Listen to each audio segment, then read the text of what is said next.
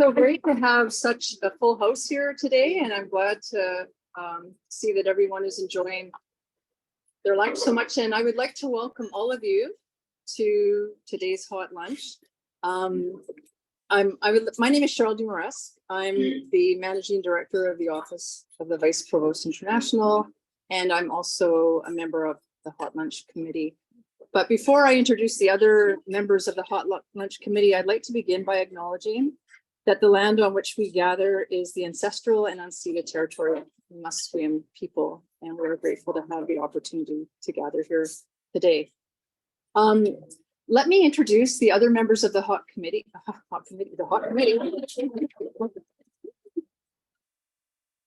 Lunch Committee. And I must confess, I am just back from Vietnam and I am a little jet lagged, so apologies in advance if I mess up names or this entire thing, but I'll do my very best. But the members who are here today are Jennifer Liu. Maybe they could wave their hands. Seated here, Joanna Yang and Stacy Barber is in the AV room. And they really, we have to thank those three individuals for the amount of work that they put into organizing these events as they happen. I'd also like to introduce Andrew. I'd like to introduce Andrew Parr. He also works hard, and he's a member of our Hot Lunch Committee. And there are several others who unfortunately aren't here today. Stacy, should I introduce them? Okay, I will introduce them. Eilish Courtney, who's busy with graduation. She is the liaison for Musqueam UBC Special Projects, and I'm sure if you've been here before, you would have had the opportunity to meet her. Shirley Nakata, who is the ombudsperson for the university, and she is also away, I believe, in Japan. And Dr. Henry Yu, who is the principal of St. John's College and a faculty member in the Department of History here at UBC, and he is also out of country in Hong Kong. So these are the folks that come together and work to plan out these events. And I also want to make special mention of Chef Yoon, who has joined St. John's College Culinary Society from Korea. He's new to the team, and with his colleagues have prepared this wonderful meal that you're enjoying here today.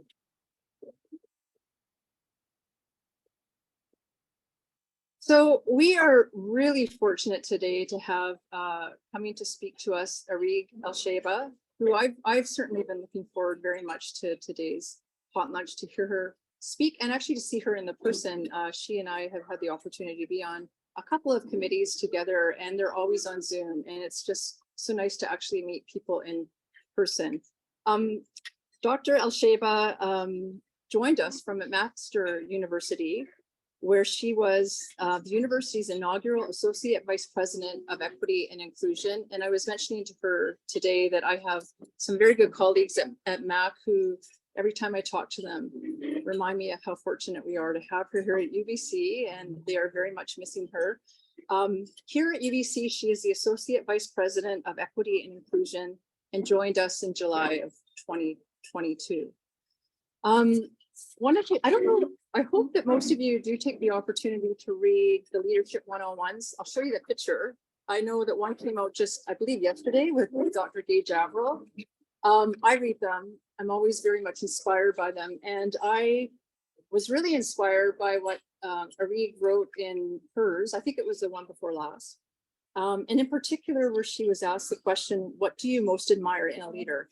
So rather than paraphrasing this terribly, I'm just going to read you her response, because I actually, at this stage in my career, I'm very inspired to learn about the way others see leadership. And this is what she wrote. So I quote her: "I've learned the value of humility in the work that I do, especially in the realm of equity, diversity, inclusion, and social justice. For me, humility is the ability for a leader to demonstrate a careful balance between strength and vulnerability. As leaders, humility is also about our relationship to power, how we yield and wield our influence, and how we show compassion and empathy. We must practice this in a productive and meaningful way, all while understanding the limits of our knowledge and acting as continuous learners. I'd love to see humility transcend all paradigms of leadership. So I've cut this out and put this above my computer on the wall, and I look at it every day, and I really do find it incredibly inspiring, Arig, and I look forward to hearing more from you today. So with that, I will introduce Arig, and after she speaks, I'll come back and tell you the next steps. Thank you.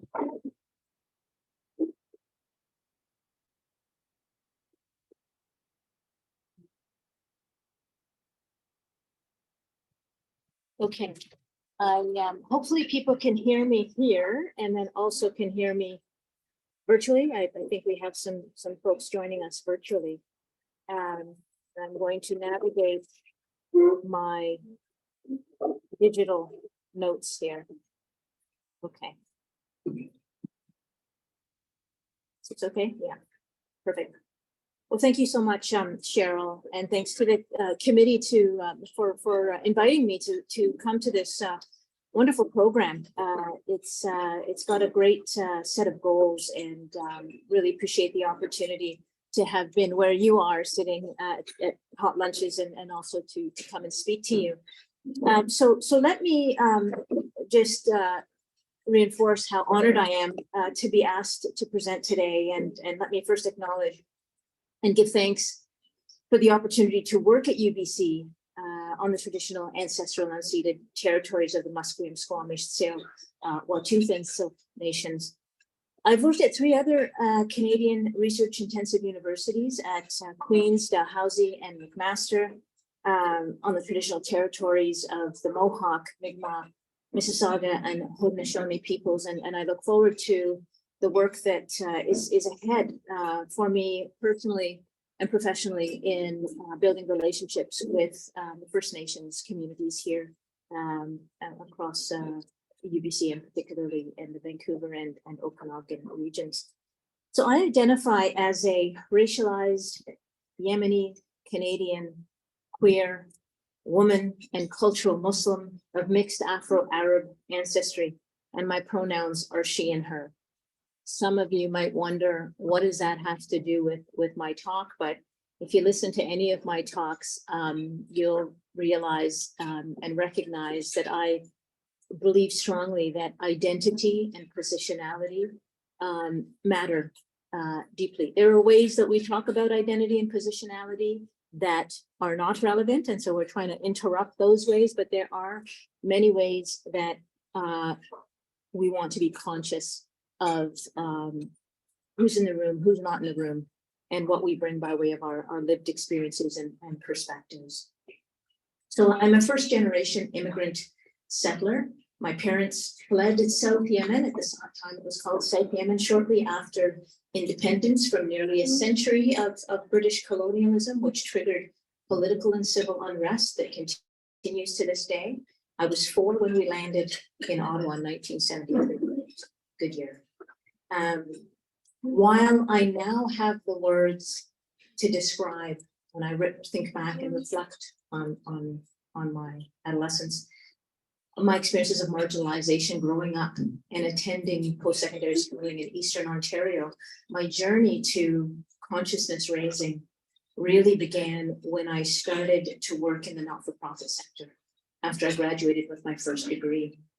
I worked for nearly a decade in various community-based organizations, serving socially marginalized communities, predominantly women in integral and halfway houses, immigrant settlement and literacy services, and aid-serving organizations. So I re-entered higher education as a staff member in the field of advancement, alumni relations, and university fundraising. I remember thinking, oh, there's this job in fundraising. What do I know about fundraising? And then I thought, oh, I work in a nonprofit. We do everything, including fundraising. So maybe I can do this job.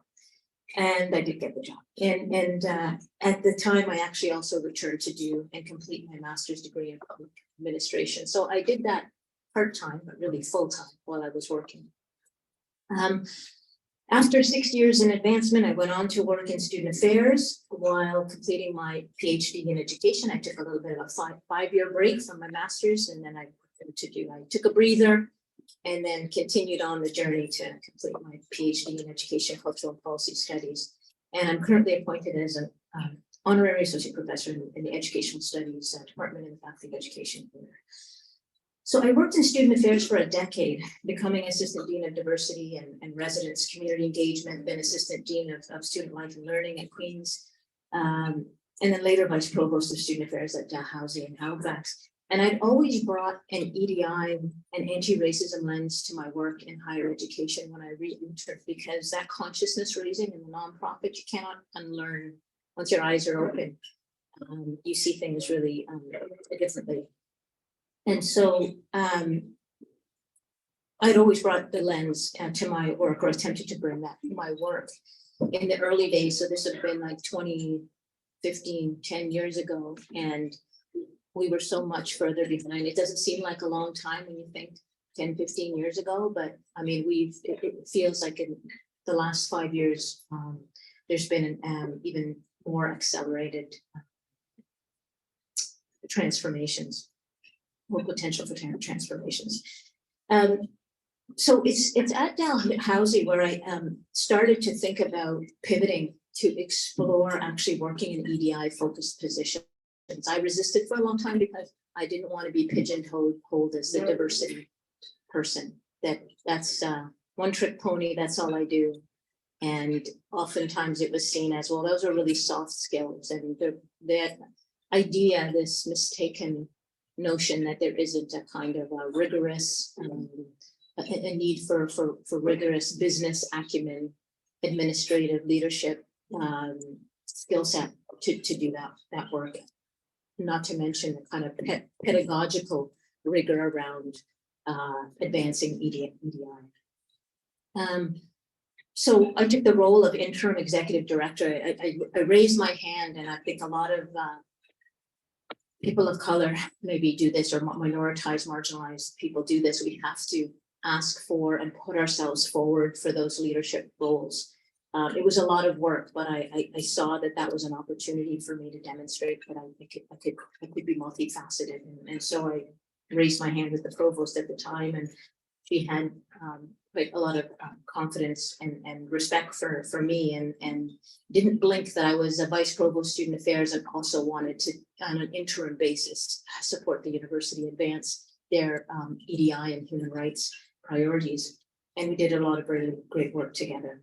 So I supported the developments at Dalhousie to establish the first vice provost equity and inclusion at Dalhousie there. And then from there, I took the role at McMaster, their inaugural AVP equity and inclusion. And I enjoyed many collaborative successes.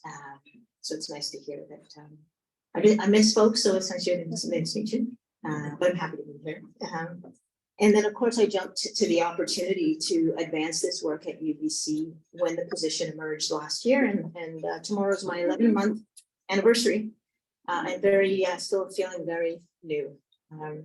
So I oversee a 30-ish person equity and inclusion office team that spans both campuses. The office includes confidential, impartial human rights advising and alternate resolution facilitation functions.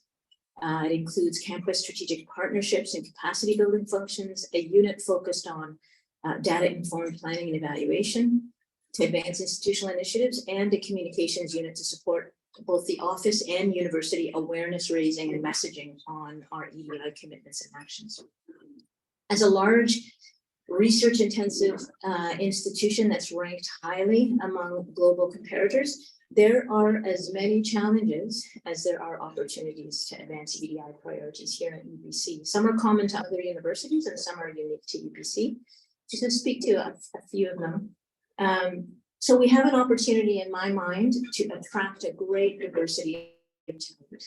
However, there is inconsistency in the application and proficiency that we have to integrate EDI principles in hiring practices, and that's what our equity and inclusion office is working on collaborative work there. We have the potential for resource investment to build out effective capacity building resources and strategic interventions. However, we have to be creative and collaborative around our resource deployment. We have a 2-campus university with strengths and opportunities on each campus. And we have to ensure that the distinct needs and issues of both campuses are always considered. We have a growing number of distributed EDI leads and champions across the university. I think this is one of the first universities that use that model of sort of distributed leaders within units to move this work forward. However, in a highly decentralized environment, we need to be mindful of the ways that we have to enhance our communication, collaboration, coordination, and consistency while respecting valuable contextual campus disciplinary and unit differences. We have a strong commitment, as far as I can tell from sitting at various tables, and goodwill broadly among senior administrators. However, we need to continue to work to develop EDI fluency and ideally proficiency among our decision makers, and especially our senior most leaders. And we need to continue to diversify leadership teams. There is still an issue with the glass ceiling for women in leadership. And of course, we see quite a number of equity gaps, representational gaps among Indigenous, Black, and persons of color, and particularly BIPOC women, and still persons with disabilities and members of minoritized sexual orientation and gender identity. So across the board, we still have aspirational goals to close equity gaps.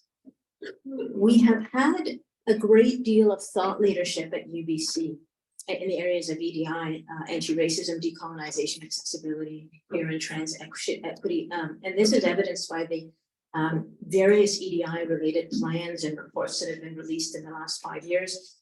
And we now have a strategic equity and anti-racism framework and roadmap that's intended to help operationalize all of this thinking. However, many of you might have heard the phrase "culture eats strategy" for lunch, well, for breakfast and lunch.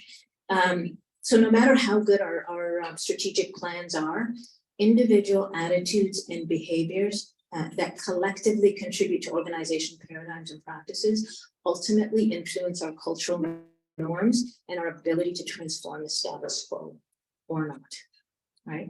That's kind of the next frontier, and the next piece that our community needs to be talking deeply about is, what does it take to shift the culture? And what, particularly for leaders, are the roles of leaders in doing that? In the last 5 years, the sector has exploded in its commitment statements, a release of commitment statements, and the introduction of various levers. Some of them are incentives, some of them are compliance measures, and this has happened to accelerate actioning long-standing commitments. So human rights and equity offices have existed for nearly 40 years, and we still hear from folks that, the question of what have we done? And in terms of what we've done, have we done enough in that time? So there is still the challenge and the opportunity of thinking about what works in terms of change in institutions of higher learning. One signal of these accelerated commitments is the proliferation of senior administrative and executive roles responsible for championing institutional EDI across academic ecosystems, so roles like mine. Quite a number of them across the university sector have emerged just again in the last 2, 3, 5 years. However, there is an ongoing conversation about how to structure and position these roles in our portfolios to facilitate our agency, our ability to enable and fulfill the broad and proactive mandate that's advancing EDI, and to foster widespread culture change and a culture of ownership and accountability. So this work is also shifting in the higher educational context. We're talking more broadly about social, economic, and environmental justice and sustainability. So we're moving towards less siloing of our equity priorities. We're seeing how it is interconnected with many other strategic priorities, including our operational excellence and academic and research excellence priorities. So to influence meaningful change, universities are now beginning to recognize more than ever that we need data-informed decision-making, So our office is focusing on getting people disaggregated and intersectional data.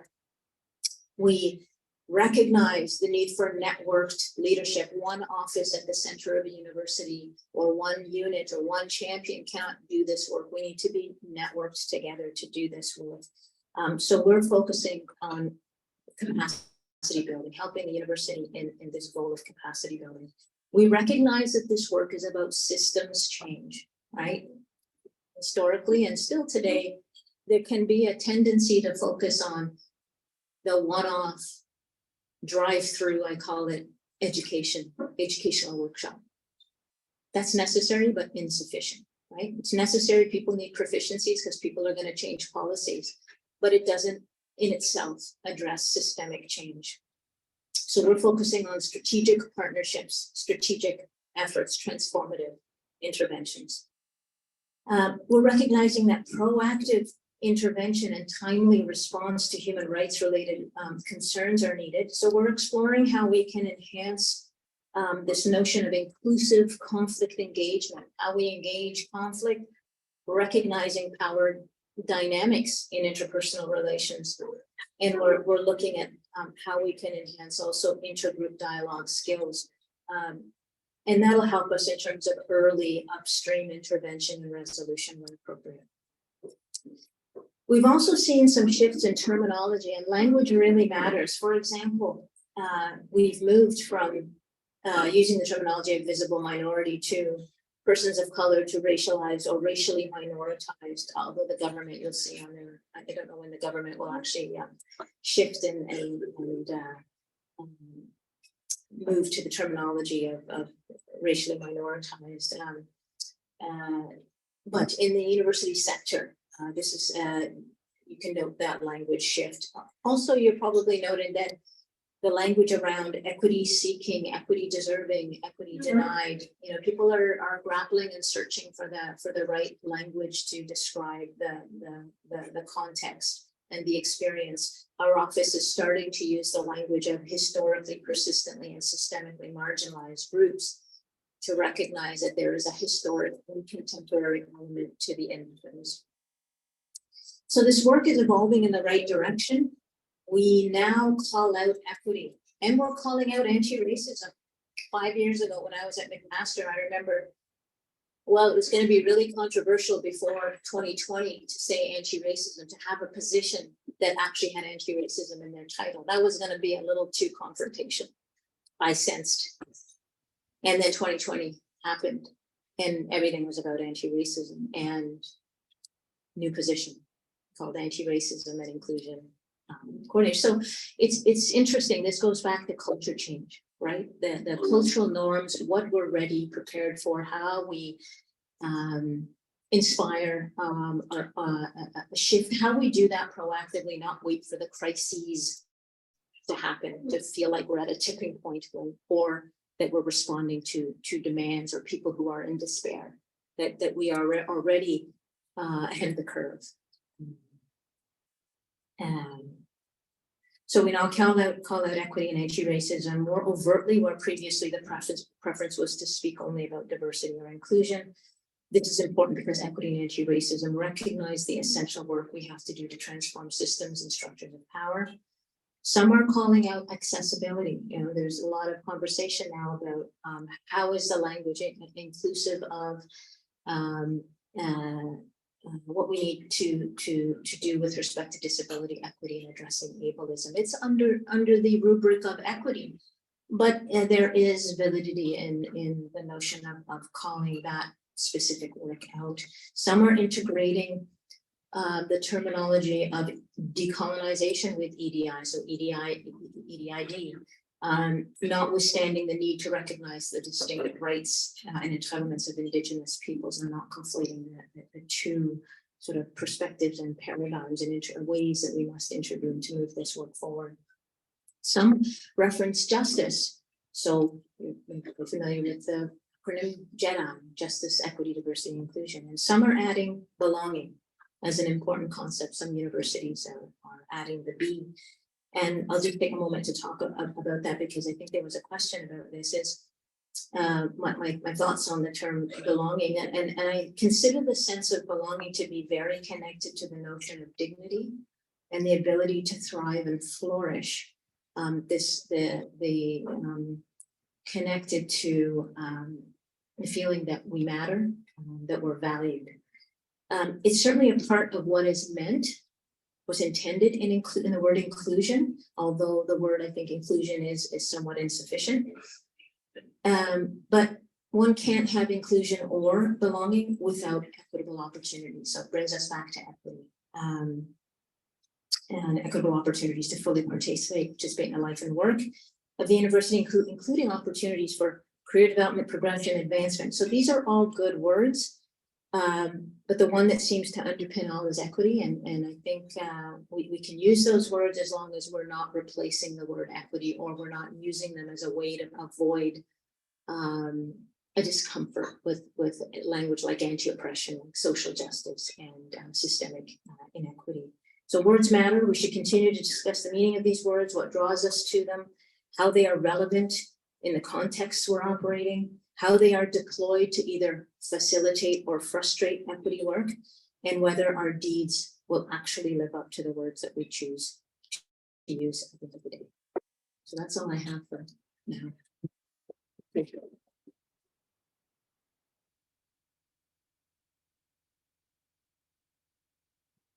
I just want to thank Arig for her words and perspective on where we're at UBC and the opportunities for growth and improvement, or as she says, to shift the culture. So I certainly really enjoyed what you had to say, and I know that others did as well. And so what we're going to do now is we're going to take about 10 minutes for you to finish your coffee, tea. You have sheets of paper on your tables, I believe, where you can write out any questions you may have for Arig. And then she will come back up here in about 10 minutes and answer your questions. I should also mention there are some people here on Zoom today, and if you are on Zoom, just put your questions in the chat and we will get them there. So, and finally, I should say, I know we do know that some of you will need to go to get back to work. Please feel free to do so, but if you have questions, be sure to write them down for us. Thank you, Arig.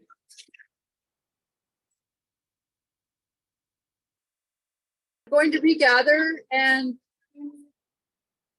you have come up with a lot of wonderful questions, and so Arig will go through as many as she can and respond to them.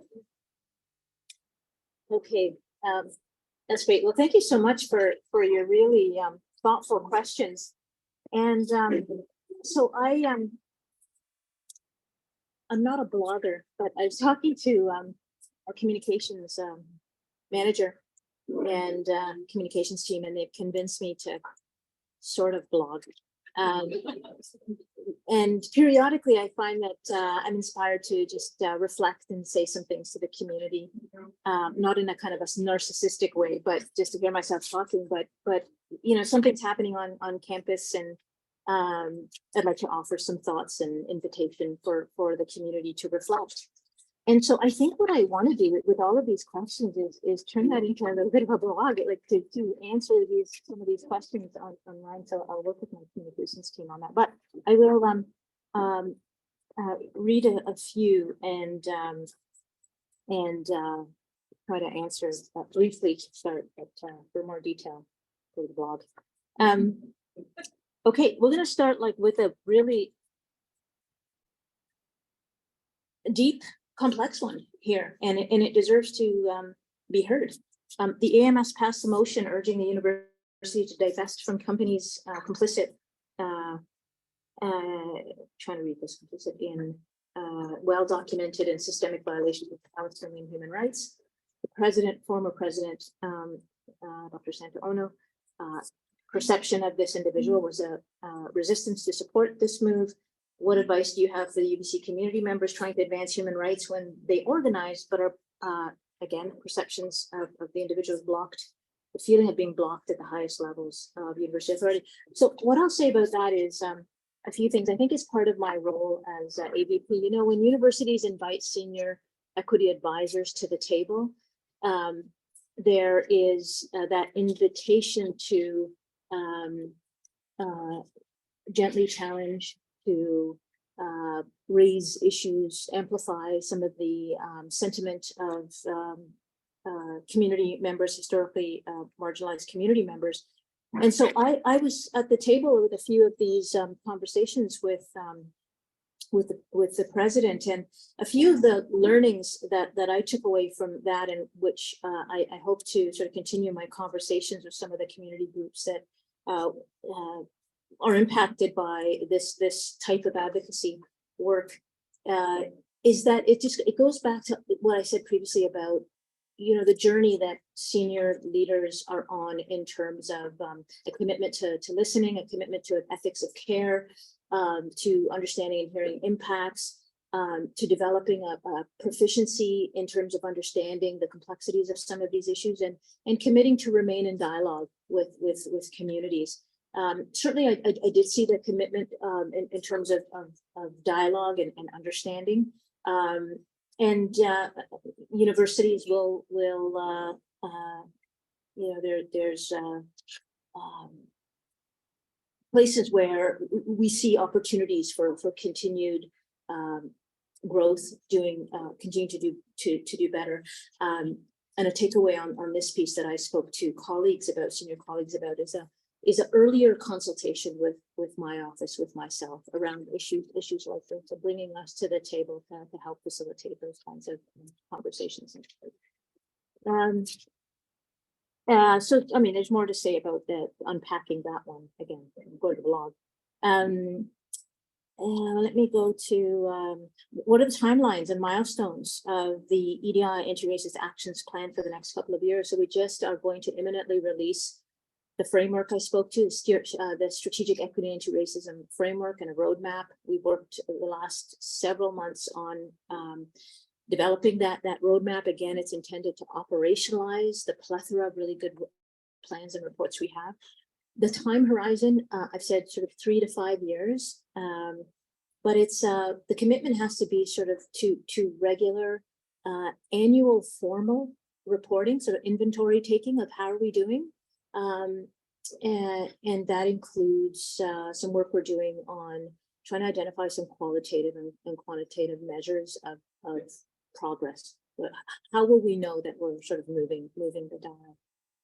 So the work is ongoing, but this iteration of the STEER framework is over the next 3 to 5 years, and that's aligned with I think the lifespan of our current strategic plan, university strategic plan, to 2028. Yeah. And then we do it all over again, because we're never done. Okay. Are there any differences between the East and West Coast communities in respect to doing EDI work? Well, I have noticed in Ontario, there are a lot more networks of people in higher ed and within the sector, as well as in community, that are doing this work and talking to each other. In the East Coast, there wasn't that network, and I'm finding that in the West, we don't have that as well. So I'm looking to try to reach out to create some of those networks, not only in BC, but jump over to Alberta and see if we want to sort of collaborate as well. Yeah, notwithstanding different political leanings, but I think I don't know the extent to which, well, we will hear from colleagues how that influences their ability to do work in higher education with the shifting government priorities. Okay, EDI work can be work that is heavy, but also much needed. My question is, how do you protect and support yourself when doing this work? Well, thank you for the question. And it is so important for everyone that decides that you want to do this work, or feel like it's not a choice, that you feel like, because of who you are, because of what your experiences are, your commitment to allyship, that you must always be engaged in this work. It takes a emotional and cognitive toll. So we do need to pay attention to ourselves and have a support network, figure out where you can go and safely vent. Yeah, we're all on I really take to heart the mental health continuum. And the work can activate some of our own traumas as well. So it's really important that we're paying attention to that. And for me, I have a very supportive spouse. I've been doing this for quite some time. I invested in therapy early on in my career, so I have some skills and tools to pull to remind myself and to maintain perspective. The point where I feel like I'm not healthy enough to do the work, that's the time that I need to kind of think about pivoting. Right? So your health and well-being, your family are critically important. And come to our office if you want to find networks and groups of people that convene to talk about the impacts of doing this work from whatever position they're in.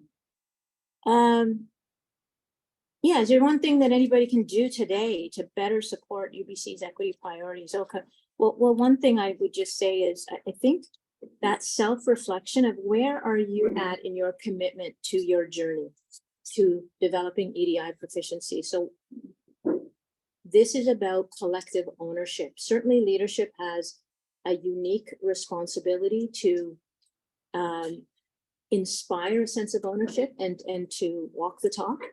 But we all can do our part. I a lot of times we don't see change because at the unit level, things are happening and no one is sort of interrupting a perspective, a behavior. So how can we do that more? What information do you need? What skill set do you need? What environmental conditions do you need to feel safe to be able to help recognize and interrupt in a way that productively moves relationships forward within units? I think that's if we can perfect that, we'll really be better off.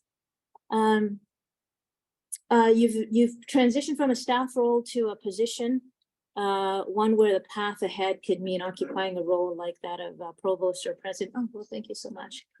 I wish my boss was here.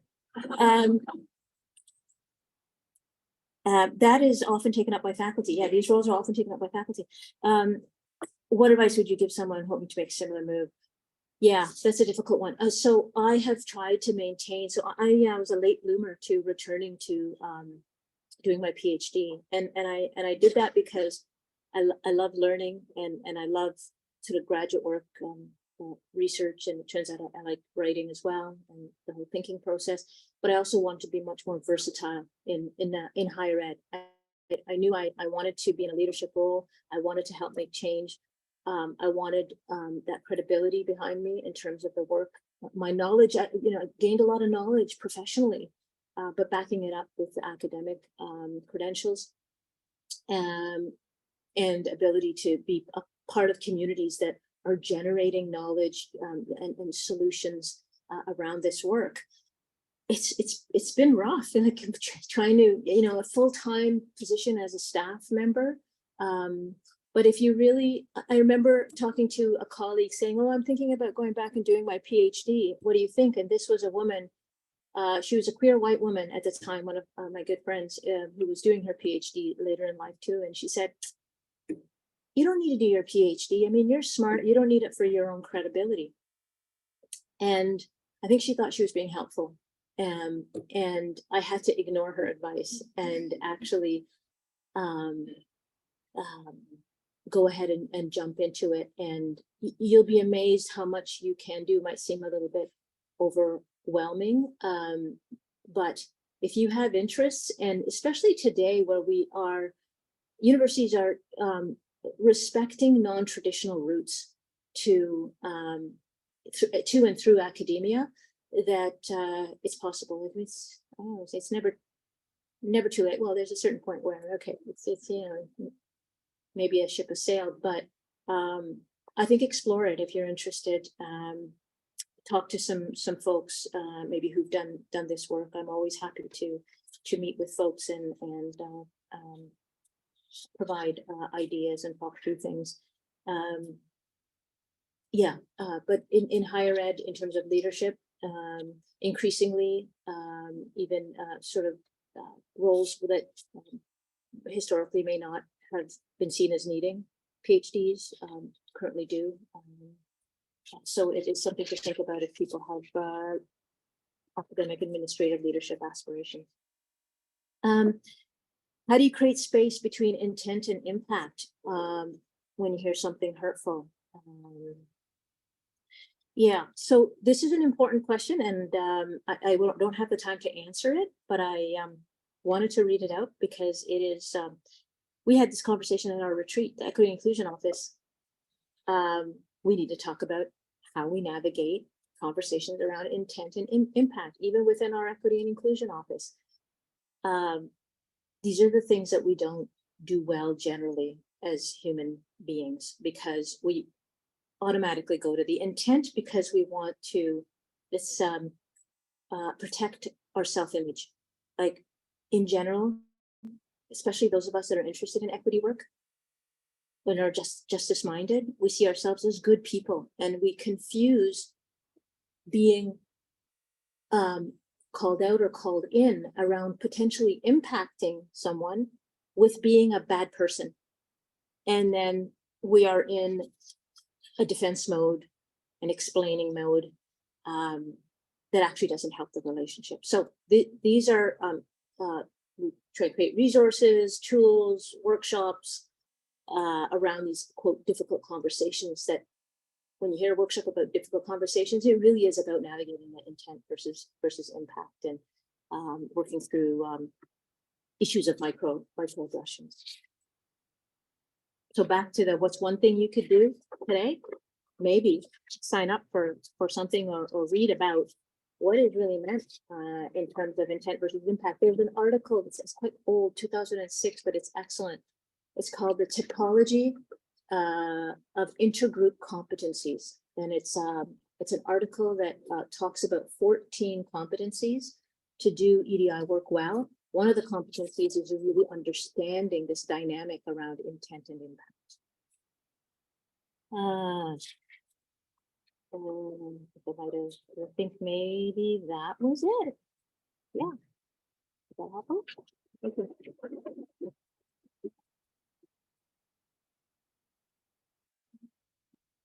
Thanks again, Arig. And also, I want to thank you for staying and for participating in today's hot lunch. I'm to remind you that the next hot lunch is on June 28th.